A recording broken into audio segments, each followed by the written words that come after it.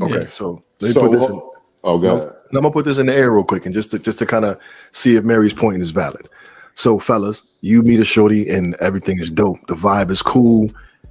Everything you've asked for is within this woman. She's doing everything you need her to do. The relationship is great. Y'all best of friends, all of the above. You heavily in love right now.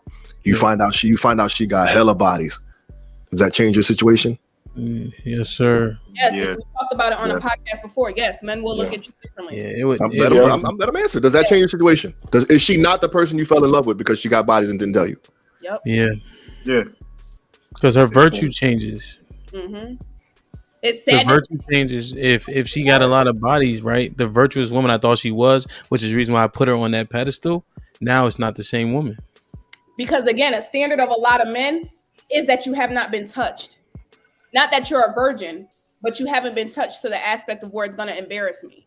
So I know that's a plain standard for a lot of men. Well, I can see that point, but I know a couple joints from around the way who say what? Go ahead, Chief. What was the reason? Like, who created that rule, that standard? Like, why? That's it's not fair, but it's just what happens, and that's why a lot of women. That's why a lot of women are not open about their body counts. A lot of women are not open about how many. But in terms of the standard, the Most High created that standard. If you believe in that, right. But Chief, you want to Eddie? You want to answer? You don't Ayers. You don't want. Trust me. I see you some verses. I see you 30 verses. Chef, you want to answer Chief's question? Chef, you want to answer Chief's question? Oh, yeah. So, in that regard, I would say like it completely changes. Hypergamy is always going to be a thing. So, to Mary's point, she's right. Like, a dude could have whatever history, but he's always going to be attractive in some sort of way to some sort of woman, right? And don't let him have his shit together. It's always going to be there, right? And it's assumed double standard, but it's not the same. So yeah, you look at it from a virtuous perspective, like a woman that's like openly just out here doing whatever she's doing does not have the same value as a man that unfortunately is doing the same thing, but it just doesn't come with the same breakdown in terms of like what the value is in regards to that, because there's an idea that women should have this sanctity, women should hold themselves to a higher regard, yada, yada, yada.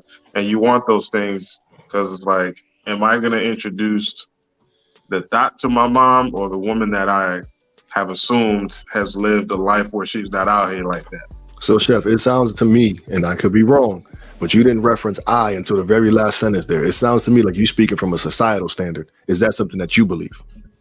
Yeah, that's something that I believe, right? Like, nobody wants a lock that is open by everybody. You still do, but I'm saying you, because you said nobody wants. I need affirmation statements. No. Like, you got to multiply by 3, like J. Cole said. Like, you sticking your key in everybody's life. So you the one that's also helping this situation. Right, if you but sticking your key in everybody's life, then that's locks that been open. Nah, but what's more valuable, a master key or a broken lock? Yeah. We can't argue with that. The master key that's breaking the locks. I don't want that. Shit like that. That was a good point, Eddie. But the master key can get real rusty and real dull at the end. Listen, it sucks, but it's reality. I get it. Y'all, that's not I don't live in that world. I don't live in the world where a man gets to dictate a woman's virtue. Like, you're not gonna tell me.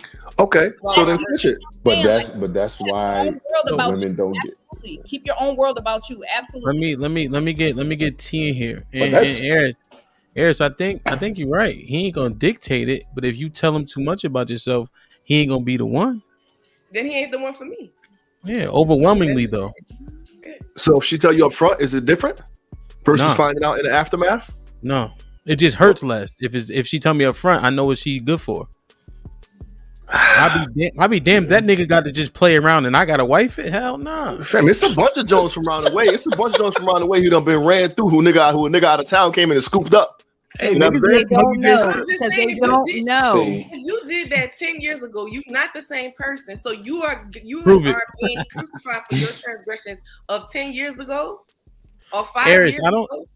Hold on, I gotta get T in because I started talking. T, my fault. T, I started talking when I said get you in. That's my fault. No, bro, that almost reminds me of House Party 3. Ooh, I knew you. They used to call you Jawbone. Man, your wife used to suck. I mean, you know, you's a lucky man. Yeah, you don't talk about my wife like that. Man, I mean, look, maybe I need to ask this question. Is it that, when we talk about our standards or women's standards, do you think that women's standards are too overarching? Because, to say that, you want someone that's 6 foot and like we've already established that there's a smaller percentage of that. Does that mean that the standards are so overarching that it's almost impossible to get whatever you want? I mean, the thing that I always can't stand is people that have that fairy tale belief. Oh, I want a motherfucker that's this. You have a better shit. Man, the Dallas Cowboys got a better shot of winning the fucking Super Bowl. I don't believe that though, bro. That goes back to my point of being realistic about your lane and what is in your reach. That goes back to that. I agree, Terrence. I agree. And I agree with that. But some people will have these overarching standards, and then there are people that have realistic standards. Chief is asking about whether or not about a virtuous woman and how free could she be? It's just like me using that example of Jawbone. I mean, how many people would actually marry Jawbone? Nobody wants no chick. Nobody wants a chick that's been spread out like peanut butter. Because you may go into a situation, or you take your wife or whatever to a groove or a set or something of that nature, and that your man's done got that ass before you did.